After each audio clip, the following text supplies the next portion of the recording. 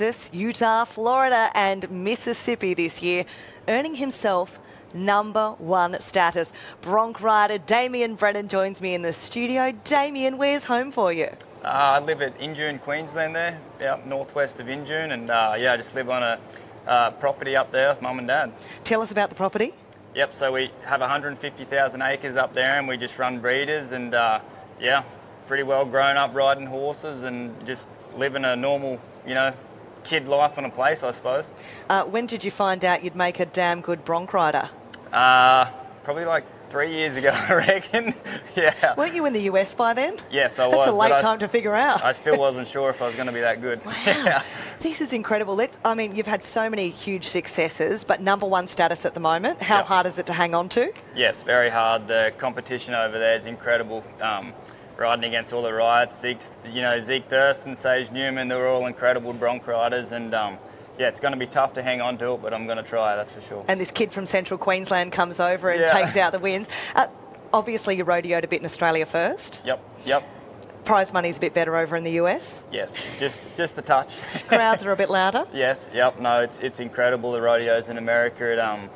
Big crowds, massive money, and if that's my job, here in Australia I can do it for a hobby, but you can't make a living out of it. Whereas in the US, that's my job and that's my career. So it's pretty awesome. It's a dangerous sport, so you probably want to be going where the money is in it. Exactly. I wonder, now that you're #1, do you walk down the streets of Fort Worth, Texas, and people are saying, "Hey, Damien"? A little bit, not all the time, but every now and then you'll get a person to come over and get a picture with you. But it's pretty cool when they do, But no, depends where you are.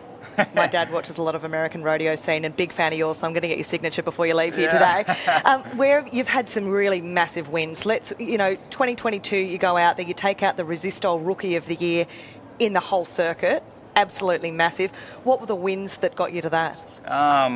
Probably Calgary is probably where it kind of kicked off for me on my rookie year. I had a pretty decent year, just kind of wasn't winning much, but I was placing at a lot of rodeos, and then I had a really good Calgary Stampede and won nearly 20,000 out of there, and kind of from then I just kept rolling and just kept winning money really all year long.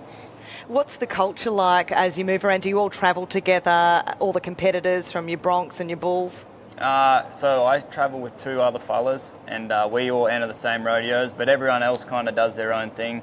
But I just enter with them 2 boys, and we go all over the countryside, from Florida to Canada to California. Mississippi, all around. Yep. So #1 status, what does it take to get there? How do you actually get to that position? Where have your wins been in the last few months? Yep, so I feel like it kind of helped me last year. I had a really good NFR last year and kind of got my name out there a little bit more. And kicked off the year. My first rodeo back was Fort Worth, Texas, and I got on All or Nothing there, and it was 91.5, and won Fort Worth, and then won Jackson, won a rodeo in Acadia, and then Houston's probably one of the most prestigious rodeos in the world, and I was lucky enough to get the win there too and win 56,000 or something out of that one. Tell us about some of the broncs that have resulted in big scores for you. Yep, so that All or Nothing, it won Buck and Horse of the Year last year. Yep, so I was pretty stoked to be able to get on that one there at Fort Worth, and then Wild Cherry and Ed Bishop there at Houston to get me the 50,000. They were both 90-point rides, so they're all incredible horses, and I've been watching them for a long time and wanting to get on them, and to be able to get on them at the biggest stage, rodeos, it was pretty cool. Were you always going to get into rodeo? Your dad was involved? Yes, Dad's been a pickup man for quite a while now.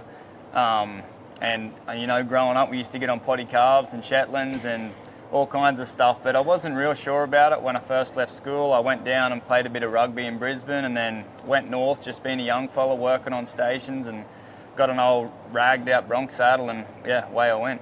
Tell me, what does a normal week look like for you? Do you have a rodeo on every weekend? How do you train during the week? How do you prep? Yep, in the winter time's a bit steadier, but every weekend would have one, and during the week we work out every week.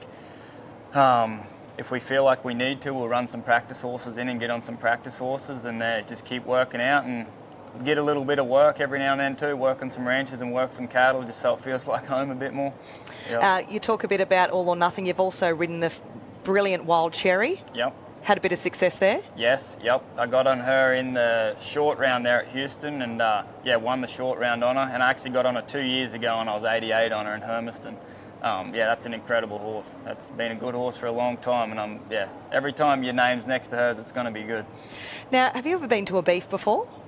To where, sorry? To a beef? No, I haven't. So this is your first timer? Yeah, so I'm sponsored by RanchBot, and they flew me over here to come to Beef Week, and they're started here in Australia called Farm Bots, and now they're in America called Ranch Bots, and yeah, they're incredible to help a young Aussie out over there. So yeah, they've been really good. So interesting catching up with Andrew Coppin today from FarmBot, because the biggest ranch in California is now using RanchBot.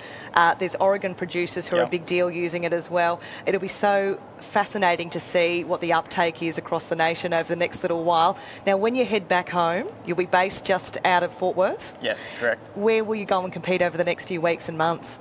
So when I fly back, I'm actually going to fly up to Ellensburg, Washington, and then I'll drive down to Miles City, Montana. There's a $50,000 bronc match there. And then after that, Deadwood, South Dakota, kind of probably going to stay up north. But I have a truck and a camper, and that's where me and my mates, we just live out of that truck and camper pretty well and just stay on the road in the summertime. The Americans looking after you over there? Yes, no, they're great. They're like family over there to me, so yeah, no, they always look after Aussies. Well, Damien, we're going to be cheering you on all the way back from Australia over the next few weeks. And speaking of Americans, earlier today we caught up with the largest cattle rancher in all of California, experiencing his